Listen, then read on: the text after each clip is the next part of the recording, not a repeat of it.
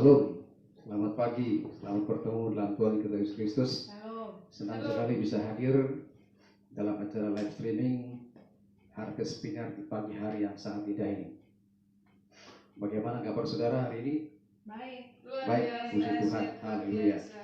Oke, pagi hari ini saya ingin menyampaikan firman Tuhan yang berjudul 7 langkah ajaib menghentikan godaan iblis. 7 langkah ajaib menghentikan godaan iblis. Mari kita baca bersama-sama dalam Injil Lukas pasal yang keempat ayat 1 sampai 12. Saya baca ayat pertama, saudara ayat kedua, saya ketiga, saudara keempat dan terusnya sampai ayat yang terakhir.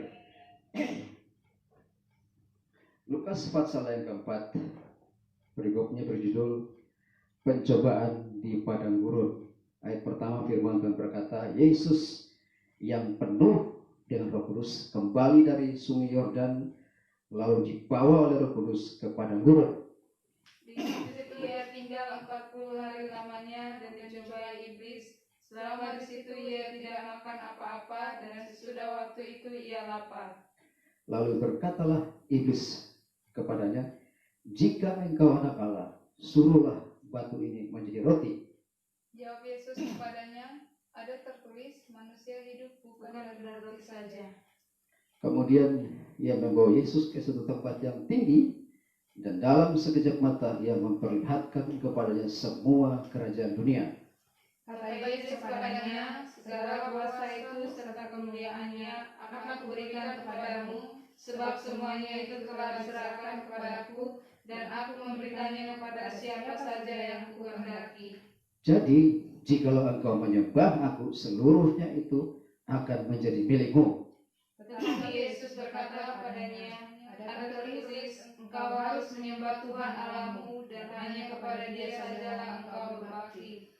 Kemudian ia membawa Yesus ke Yerusalem dan menempatkan dia di bubukan bait Allah, lalu berkata kepadanya,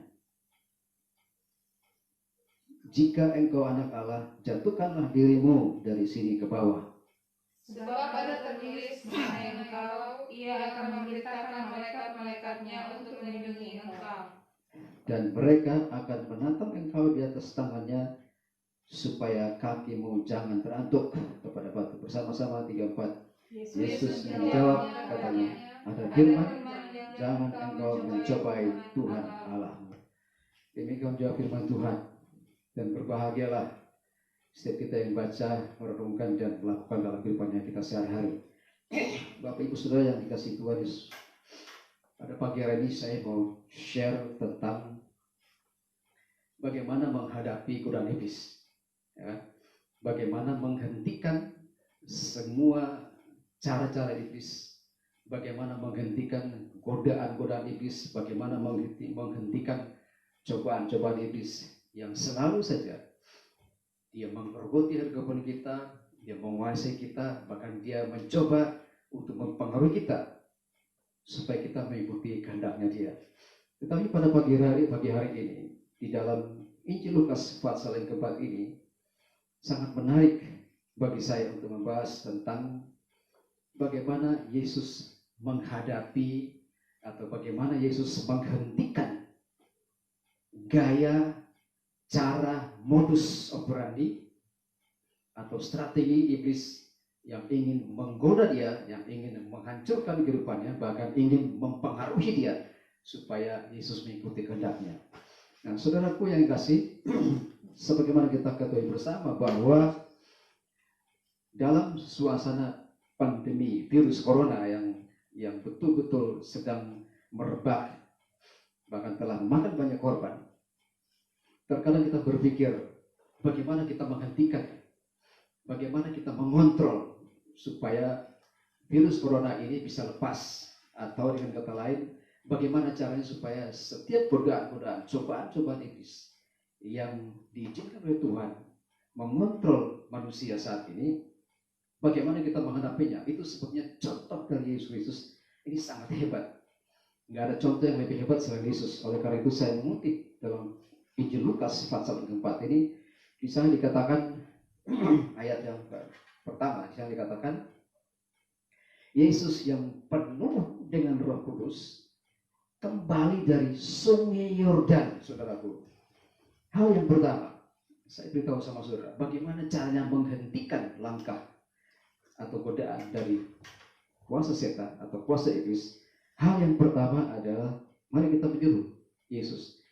Pertama, kalau kita mau menghentikan langkah kuasa iblis, kita mau menghentikan segala godaan cobaan iblis, yang pertama adalah kita harus penuh dengan Roh Kudus. Saya bisa membayangkan waktu itu Yesus baru selesai dibaptis dan Yesus baru dilantik oleh Bapanya sendiri yang mengakui, inilah anak yang kukasihi dan kepadanya lah aku berkenan. Dan pada saat itu Yohanes Pembaptis membaptis Yesus dan akhirnya dilantik sendiri oleh Allah Bapa bahwa Yesus adalah anak Allah yang berkenan kepadanya. Jadi pada saat itu ketika pelantikan itu terjadi, Roh Kudus turun atas Yesus dan dia penuh dengan Roh Kudus. Jadi kalau kita mau menghadapi tantangan, masalah, persoalan apapun, termasuk virus corona, kenapa kita mesti takut? Poin pertama, harus kita dipenuhi dengan kuasa Roh Kudus. Tanpa kuasa Roh Kudus kita nggak bisa melawan apa-apa.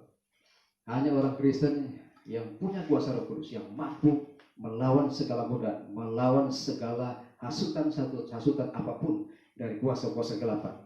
Jadi poin pertama yang saya mau tekankan di sini, bagaimana menghadapi segala siasat-siasat modus dari kuasa iblis, kuasa setan yang ingin menggoda manusia, yang ingin menggoda kehidupan kekristenan kita, yang ingin membawa kita ke tempat yang lain sehingga kita keluar dari kehendak Allah. Yang pertama, jangan lupa saudaraku, Yesus telah membuktikan dirinya bahwa ia penuh dengan Roh Kudus. Hanya Roh Kudus yang mampu di dalam diri kita, yang mampu mengontrol hidup kita, yang mampu menghentikan langkah-langkah kuasa-kuasa kegelapan. Hanya Roh Kudus dalam diri kita yang kita miliki yang bisa menyiasati segala rancangan-rancangan kuasa iblis yang mencoba menggerogoti kehidupan kekristenan kita. Jadi poin pertama adalah bagaimana caranya kita menghentikan godaan atau cobaan dari iblis. Pertama, kita harus penuh dengan Roh Kudus. Itu yang pertama. Yang kedua, menarik bagi saya. Di sini kita perhatikan ayat selanjutnya. Ayat yang kedua, saya baca ayat pertama, masih ayat pertama. Yesus yang penuh dengan Roh Kudus kembali dari Sungai Yordan, lalu Alkitab mengatakan sini dibawa oleh Roh Kudus ke padang gurun, saudaraku. Yang kedua, cara untuk kita bisa menghentikan langkah atau godaan dari kuasa-kuasa kegelapan. Cara bagaimana yang kedua untuk menghentikan cobaan godaan iblis, tidak segera kita penuh Roh Kudus, tapi yang kedua kita mau dibawa oleh Roh Kudus, kita mau dituntun oleh Tuhan, kita mau diatur oleh Roh Kudus.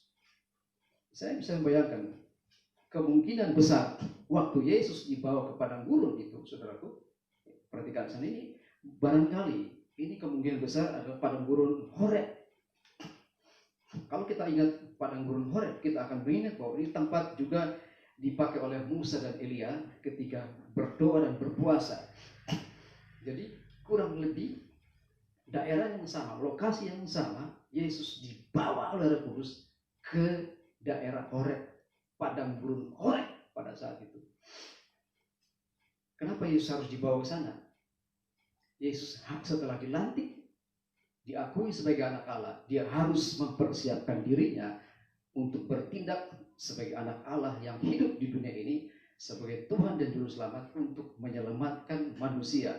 Yesus dibawa ke padang gurun untuk dipersiapkan melalui fase-fase tertentu supaya dia dipersiapkan secara matang untuk bertindak melakukan misi dari Bapanya kepada Yesus Kristus Tuhan. Jadi poin yang kedua saya beritahu sama saudara bahwa kalau kita mau menang atas masalah, kalau kita mau menang atas godaan iblis, kalau kita menang atas cobaan iblis, cara yang kedua, langkah yang ajaib yang kedua yang kita harus gunakan adalah kita mau dituntun oleh Roh Kudus, kita mau dibawa oleh Roh Kudus. Artinya Tuhan pimpin kita kemana kita harus ikut. Nah kadang-kadang kehidupan kekristenan kita tidak mau dipimpin oleh Tuhan. Banyak orang yang mengatakan dipenuhi Roh Kudus, tapi giliran mau dituntun oleh Tuhan, mau dibimbing oleh Tuhan, mau dibawa oleh Tuhan, mau dituntun oleh Tuhan, dia menolak. Oleh karena itu, kebanyakan kita yang mengakui dipimpin Roh Kudus tapi tidak dipenuhi Roh Kudus, tapi tidak mau dipimpin oleh Roh Kudus. Itu sebabnya untuk menghadapi langkah atau siasat dari iblis, cara yang kedua, langkah ajaib yang kedua, kita harus mau dibawa oleh Roh Kudus, dipimpin oleh Roh Kudus, sama seperti Yesus yang dibawa, dituntun oleh Roh Kudus, walaupun harus memasuki padang gurun, saudaraku. Padang gurun itu nggak ada kehidupan di sana, yang ada cuma panas terik, haus dan lapar, saudaraku. Dan Alkitab mengatakan pada saat itu Yesus dalam keadaan lapar. Yesus berpuasa 40 hari 40 malam. Dan saat itu iblis datang mencobai dia, untuk menggoda dia, untuk mempengaruhi pikiran Yesus Kristus. Tapi Yesus yang penuh dengan Roh Kudus, dan yang kedua mau dibawa, dituntun oleh Kudus, mampu menghentikan langkah dari kuasa iblis, mampu menyiasati cobaan dari iblis, oleh karena dia mau dituntun, dibimbing, dibawa oleh Roh Kudus. Itu yang kedua. Yang ketiga, kita lihat masih ayat yang kedua, saya masih baca bagi saudara ya. Saya dikatakan, di situ ia tinggal 40 hari lamanya dan dicobai iblis. Dan Alkitab mengatakan selama di situ ia tidak makan apa-apa, dan sesudah waktu itu ia lapar, saudara. Hal yang ketiga, cara untuk menghentikan godaan iblis, cara untuk menghentikan hasutan kuasa-kuasa gelap, cara untuk menghentikan langkah-langkah pengaruh-pengaruh dari kuasa iblis, langkah untuk menghentikan segala rencana-rencana iblis terhadap diri kita, semua godaan-godaan iblis. Yang ketiga, Alkitab mengatakan Yesus berpuasa. Dalam pengertian berpuasa di sini adalah Yesus berhubungan akrab dengan Bapaknya. Yesus berhubungan, Yesus punya intimacy with his Father. Yesus memulai hubungan yang sangat intim, walaupun dalam suasana padang gurun, dalam suasana lapar, haus. Anda bisa bayangkan 40 hari 40 malam Yesus tidak makan apa-apa, dan Alkitab mencatat dia hidup bersama-sama dengan binatang-binatang liar pada saat itu di padang gurun.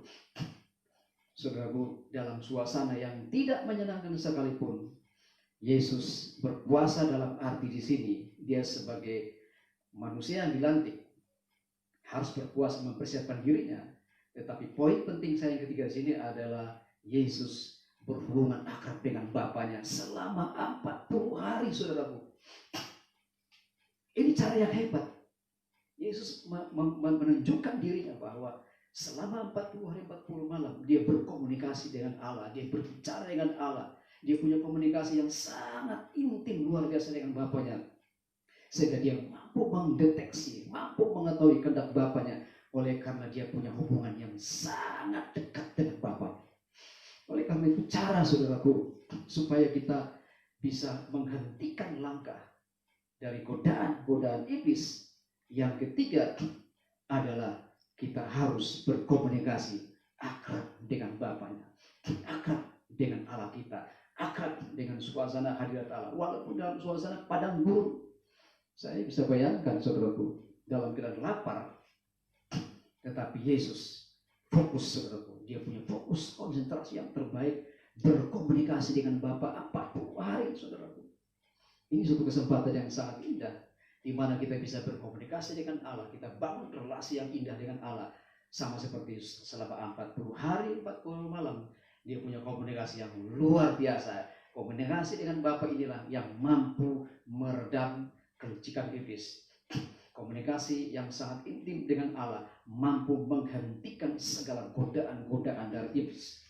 Itu sebabnya dalam pelayanan kita, kehidupan kekristenan kita, poin yang ketiga, kita harus meniru gaya Yesus yang tetap berhubungan baik dengan Bapaknya, sehingga dia mampu menghentikan siasat-siasat dari iblis. Itu langkah yang ketiga. Langkah yang keempat, saya baca ya, ayat yang ketiga dan ayat keempat, perhatikan. Lalu berkatalah iblis kepadanya, jika engkau anak Allah, suruhlah batu ini menjadi roti. Perhatikan sini. Dia katakan sini, jika engkau anak Allah, suruhlah batu ini menjadi roti. Poin yang keempat, cara kita menghadapi tantangan, cara kita menghadapi persoalan, cara kita menghentikan segala siasat-siasat iblis, cara kita mendeteksi segala godaan, segala cobaan dari iblis. Yang keempat, gunakan ayat. Anda perhatikan sini, Yesus berkata, ya sini dikatakan, ayat yang keempat, jawab Yesus kepadanya, ada tertulis, manusia hidup bukan dari roti saja. Anda lihat sini, yang keempat ya, Yesus bilang ada tertulis. Artinya dengan kata lain, Yesus menggunakan ayat. Saudaraku, saya beritahu sama saudara, cara untuk menghentikan segala cobaan, segala godaan dari iblis yang keempat adalah kita mesti menggunakan ayat firman Allah. Di sini Yesus mengutip. Yesus mengutip, Yesus bilang begini, ada tertulis manusia hidup bukan dari roti saja. Yesus mengutip di dalam Ulangan pasal yang ke-8 ayat ke-3. Jadi Yesus menghadapi siasat iblis. Saya katakan tadi Yesus penuh dengan Roh Kudus, ya kan? Yesus dipimpin oleh Roh Kudus, kemudian Yesus punya komunikasi yang baik dengan Allah. Dan yang keempat, Yesus menggunakan ayat firman Allah. Yesus mengutip Ulangan pasal 8 ayat yang ketiga, saya katakan hidup. Manusia hidup bukan dari roti saja. Jadi kalau kita menghadapi segala cobaan iblis, ya kan, segala siasat-siasat iblis, yang keempat, kita harus paham firman Allah. Dengan kata lain, kita harus mahir mengenai kitab suci. Dengan kita mahir kitab suci, kita membaca firman Tuhan, kita merenungkan firman Tuhan, maka kita bisa mendeteksi siasat-siasat dari iblis. Di sini perhatikan, ya, Yesus mau digeser. Kepercayaan Yesus kepada Bapaknya, pengharapan Yesus kepada Bapaknya mau digeser oleh iblis. Dan iblis menawarkan, dia hanya menawarkan bahwa di sini katakan, di sini dikatakan, jika engkau anak-anak suruhlah batu ini menjadi roti, dan Yesus katakan bahwa manusia hidup bukan dari roti saja. Dengan kata lain, saudaraku, iblis mau menggeser keyakinan Yesus. Iblis mau menggeser pengharapan Yesus bahwa Allah tidak menyediakan roti pada saat itu. Sebabnya dia bilang, jadi iblis ini menantang sebetulnya. Dia menantang. Jadi tantangan pertama, dia menantang Yesus Kristus. Dia berkata, kalau engkau anak Allah, ya kan, jadikanlah batu ini jadi roti. Jadi kalau saya melihat di sini, Yesus fokus pada apa kata firman Tuhan. Oleh karena itu, poin yang keempat, saudaraku, untuk menghadapi segala godaan, segala kelicikan iblis, kita harus mahir tentang kitab suci. Kita mesti mengutip ayat-ayat firman Allah.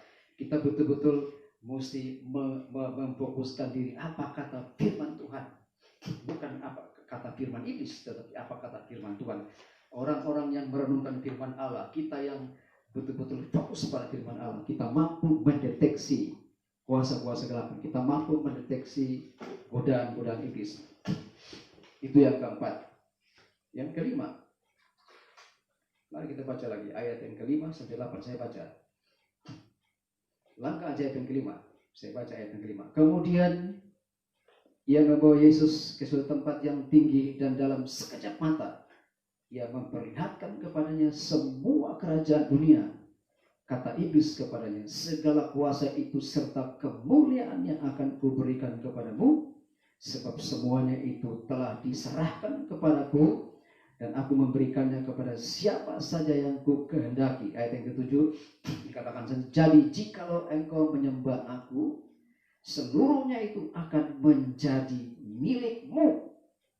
Ayat 8, tetapi Yesus berkata kepadanya, ada tertulis, engkau harus menyembah Tuhan Allahmu, dan hanya kepada Dia sajalah engkau berbakti. Poin yang kelima, cara untuk menghentikan kuasa kegelapan.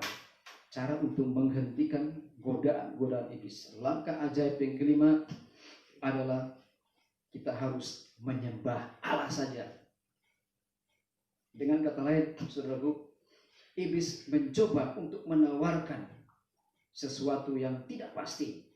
Iblis menawarkan bahwa di sini dikatakan iblis ingin menggeser konsep berpikir dari Yesus, sehingga dia bilang dia menunjukkan segala kekayaan dunia, segala kemewahan yang dia miliki, saudaraku. Iblis seolah-olah memiliki segala kemewahan harta yang begitu besar, dan dia memperlihatkan kepada Yesus, dan dia mau supaya Yesus menyembah kepada dia, atau dia mau supaya Yesus terpengaruh oleh ajakan dia. Tetapi Yesus berkata kepadanya, ada tertulis engkau harus menyembah Tuhan, saudaraku. Dengan kata lain, iblis menawarkan suatu ketercukupan. Dengan kata lain, iblis menawarkan sesuatu yang bersifat materi. Iblis menawarkan sesuatu yang akan diperbudak secara materi. Dia bilang, semua kekayaan aku punya. Kalau engkau menyembah aku akan berikan kepadamu. Ya kan? Jika engkau menyembah kepadaku, jika engkau tunduk kepadaku, jika engkau menyembah, seluruhnya itu akan kuberikan kepadamu. Tetapi Yesus berkata, yang kelima, cara Yesus dia bilang gini, hanya kepada Allah saja engkau harus menyembah kepada Allah, Tuhan Allahmu. Yesus mengingatkan iblis, iblis, kamu sudah gagal. Kamu ditendang dari sorga oleh karena kamu tidak mau menyembah Allah. Kamu diusir dari kehidupan yang begitu indah oleh karena kamu tidak taat kepada Allah. Kamu diusir. Jadi ketika iblis menyerang kita, kita mesti menyerang balik dia, dan kita katakan, iblis, kamu gagal. Kamu tidak punya hak atas diriku lagi. Kamu gagal. Kamu sudah ditendang dari kuasa Tuhan. Kamu sudah ditendang dari surga oleh karena kamu tidak menyembah Allah yang benar. Oleh karena itu Yesus mengingatkan iblis bahwa kalau kita harus menyembah Allah saja, bukan menyembah yang lain, bukan menyembah Allah-Allah yang lain, Allah-Allah yang tidak punya mulut, yang tidak punya mata, yang tidak punya kekuatan, yang tidak punya nafas hidup, Allah-Allah yang mati. Yesus katakan, kalau kamu menyembah, harus menyembah Allah saja. Kepada Tuhan Allahmu kamu harus sembah. Itu poin yang kelima. Dan poin yang keenam, saudaraku, kita perhatikan. Masih ayat yang ke-8. Saya baca bagi saudara. Saya dikatakan, tetapi Yesus berkata kepadanya, ada tertulis, engkau harus menyembah Tuhan Allahmu, dan perhatikan sana, hanya kepada Dia sajalah engkau berbakti. Dengan perkataan yang lain, hal yang keenam, langkah ajaib yang keenam, cara kita untuk menghentikan kuasa kegelapan, cara kita menghentikan godaan iblis, kita harus berbakti kepada Allah saja. Ini tekanan Yesus.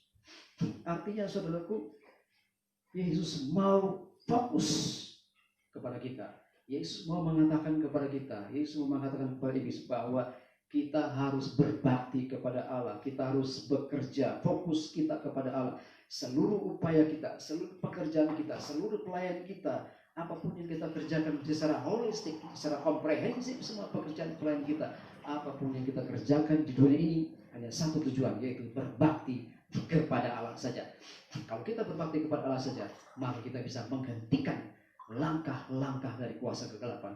Kalau kita berbakti kepada Allah, artinya kita berbuat segala sesuatu, seluruh kehidupan kita, nafas kehidupan kita, pekerjaan kita, pelayanan kita, rumah tangga kita, keluarga kita, bisnis kita, usaha kita, dagang kita, apapun yang kita kerjakan, hanya satu tujuan kita, supaya kita berbakti hanya kepada Allah saja. Itu poin yang keenam yang saya tekankan Pak Saudara. Dan poin yang terakhir, yang ketujuh, cara kita menghentikan segala siasat iblis, cara untuk menghentikan godaan dan cobaan dari iblis. Langkah yang terakhir, langkah yang ketujuh, ayat ke-9, dan saya baca bagi saudara. Saya dikatakan, kemudian ia membawa Yesus ke Yerusalem, perhatikan, dan menempatkan dia di pembukaan bait Allah. Lalu berkata kepadanya, jika engkau anak Allah, jatuhkanlah dirimu dari sini ke bawah, sebab ada tertulis mengenai engkau, Ia akan memerintahkan malaikat-malaikatnya untuk melindungi engkau, dan mereka akan menatang engkau di atas tangannya supaya kakimu jangan terantuk kepada batu. Perhatikan yang terakhir, poin yang terlangkah ajaib yang ketujuh, untuk menghentikan kuasa kegelapan, untuk menghentikan siasat iblis, untuk menghentikan godaan iblis. Yang terakhir yang ketujuh adalah jangan mencobai Tuhan Allahmu. Yesus mengutip, sekali lagi Yesus mengutip Ulangan pasal 6 ayat 16. Yesus katakan jangan mencobai Tuhan Allahmu. Di sini poin yang ketujuh. Siasat iblis itu menggagalkan Yesus. Dia juga mengutip ayat. Yesus mengutip ayat Ulangan 6 ayat 16 yang mengatakan jangan mencobai Tuhan Allahmu, dan iblis mengutip ayat yang lain. Iblis mengutip ayat Mazmur 91 ayat 11 dan 12 di sana dikatakan sebab malaikat-malaikatnya akan diperintahkannya kepadamu untuk menjaga engkau di segala jalanmu. Dan ayat 12 ini dikatakan mereka akan menatang engkau di atas tangannya supaya kakimu jangan terantuk kepada batu. Anda perhatikan sana cara untuk menghentikan godaan iblis yang ketujuh. Alkitab mengatakan, Yesus katakan jangan mencobai Tuhan Allahmu. Di sini iblis memutarbalikan fakta. Iblis memutarbalikan ayat-ayat firman Allah. Iblis memutarbalikan kebenaran. Betul, Yesus mengutip Ulangan pasal 6 ayat 16 dan iblis mengutip Mazmur 91 ayat 12, tetapi dia memutarbalikan fakta. Anda lihat, perhatikan sini. Iblis bilang bahwa malaikat-malaikatnya akan diperintahkannya kepadamu untuk menjaga engkau di segala jalanmu, dan mereka akan menatang engkau di atas tangannya supaya kakimu jangan terantuk kepada batu. Betul, itu kutipannya, tetapi di sini perhatikan. Iblis bilang sini, perhatikan sini. Ya. Kau anak Allah, jatuhkanlah dirimu dari sini ke bawah. Ini yang saya maksud. Iblis memutarbalikan fakta. Alkitab tidak menyuruh bahwa kalau Yesus menjatuhkan diri. Jadi Anda perhatikan sini. Iblis menambahkan ayat, jatuhkan dirimu maka malaikat akan menatang engkau. Di sini iblis memutarbalikan fakta. Oleh karena itu, untuk menghadapi memutarbalikan fakta ini, kita harus tegas. Langkah yang terakhir, langkah ke-7. Yesus katakan dengan tegas, jangan mencobai Tuhan Allahmu. Jadi kalau seluruh pasal 4 ayat 1 sampai 12 ini kita baca bersama-sama. Ada 3 kali Yesus dicobai oleh iblis. Ya, yang pertama, iblis menantang Yesus tentang kuasa Yesus. Seolah-olah Yesus yang baru dilantik jadi anak Allah untuk memasuki suatu persiapan pelayan yang besar, dia menantang Yesus. Dia tantang kuasa Yesus. Dia bilang, ubah batu jadi roti. Itu cobaan pertama. Ya, cobaan kedua, iblis menawarkan kehidupan yang berkecukupan, yang berorientasi kepada perbudakan material. Iblis bilang, kalau kamu semua kekayaan dunia aku akan berikan kepadamu. Artinya iblis menawarkan Yesus secara material. Ini berbahaya. Banyak orang bisa gagal oleh karena hanya berorientasi kepada materi. Materi itu kita perlu. Yesus katakan bahwa manusia itu tidak hidup dari roti saja, melainkan dari setiap firman yang keluar dari mulut Allah. Ini yang Yesus menekankan kepada kita, bahwa jangan kita coba-coba mencobai Tuhan Allahmu. Dan cobaan yang ketiga, ciri khas cobaan yang ketiga yang kita baca dalam pasal 4 ini, iblis memutarbalikan firman Allah. Jadi pola ini, saudaraku, ya, pola ini digunakan juga ketika iblis menggoda Adam dan Hawa. Cuma bedanya di mana? Beda antara Adam dan Hawa dan Yesus yang dicobai. Ya, perhatikan, ada perbedaan, saudaraku. Adam dan Hawa ketika dicobai, perhatikan ya, saudaraku. Ketika Adam dan Hawa dicobai, mereka dalam keadaan nyaman. Semua tersedia, makanan tersedia, semua kehidupan mereka tersedia. Mereka di Taman Eden, suatu taman yang sangat indah, sangat lengkap dengan segala fasilitas. Perhatikan baik, saudaraku. Perbedaan Adam dan Hawa ketika dicobai dengan Yesus yang coba berbeda. Perbedaan pertama, Yesus ketika dicobai di padang gurun tidak ada fasilitas apapun. Yesus sangat minus fasilitas. Dan dia lapar dan haus di padang gurun, tidak ada makanan apapun. Tetapi ketika Adam dan Hawa dicobai oleh iblis, mereka di Taman Eden, dan mereka dalam suasana yang nyaman, tentram, damai, sejahtera, dilindungi oleh Tuhan, bahkan disertai oleh Tuhan. Dalam pengertian Allah tidak jauh-jauh dari situ. Tetapi Anda perhatikan di sini, ketika Yesus dicobai di padang gurun, gak ada orang, saudara. Yang temani Yesus itu adalah binatang-binatang liar. Yang ada di padang gurun itu binatang-binatang yang tidak berteman dengan manusia, yang kerjanya ingin menggerogoti manusia, berhadapan dengan binatang-binatang liar, saudaraku. Jadi Yesus, Anda bayangkan, perbedaan pertama, saya katakan tadi bahwa Yesus dalam keadaan tidak nyaman berhadapan dengan iblis. Sedangkan Adam dan Hawa dalam keadaan yang nyaman, tentram. Namun, perhatikan, ketika Adam dan Hawa digoda oleh iblis, dia gagal. Adam dan Hawa gagal. Tetapi Yesus, bayangkan saudaraku, Adam dan Hawa cuma dicoba satu kali loh. Hanya satu kali langsung gagal. Tetapi Yesus 3 kali berturut-turut, saudaraku. Mari kita belajar tentang bagaimana pola Yesus menghadapi ini. Yesus dicobai 3 kali berturut-turut. Yaitu dia menawarkan, dia menantang kuasa Yesus. Kemudian dia menawarkan sesuatu yang semu dalam pengertian secara material. Dan yang ketiga dia memutarbalikkan fakta. Ini yang kena kepada Adam dan Hawa. Oleh karena itu, untuk menghadapi kelicikan dari iblis, kita lihat dari pengalaman Adam dan Hawa. Adam dan Hawa diputarbalikkan faktanya. Yesus juga mau diputarbalikkan fakta. Dia bilang, kalau kamu jatuhkan dirimu, malaikat akan menatangkan kamu. Ini pemutarbalikan fakta. Ini kerja iblis. Oleh karena itu, untuk melawan dia, untuk melawan kelicikan iblis, adalah poin yang ketujuh yang terakhir saya katakan, bahwa Alkitab katakan, jangan mencobai Tuhan Allahmu, enyahlah engkau daripadaku. Dengan kata lain, yang ketujuh, kita mesti tegas kepada iblis, kita mesti tegas kepada kejahatan, kita mesti tegas terhadap cobaan-cobaan iblis yang ingin menggerogoti kehidupan kita, saudaraku. Ini yang saya mau share pada pagi hari ini. Jadi yang terakhir, saya ingin menyimpulkan kepada saudara sekalian bahwa 7 langkah ajaib kita bisa menghadapi cobaan iblis. 7 langkah ajaib kita bisa mengantisipasi siasat iblis. 7 langkah ajaib kita bisa menghentikan godaan iblis. Yaitu yang pertama, ingat, pertama harus penuh Roh Kudus. Tanpa penuh Roh Kudus, saudara akan diombang-ambingkan. Yang kedua, kita harus mau dibawa oleh Roh Kudus.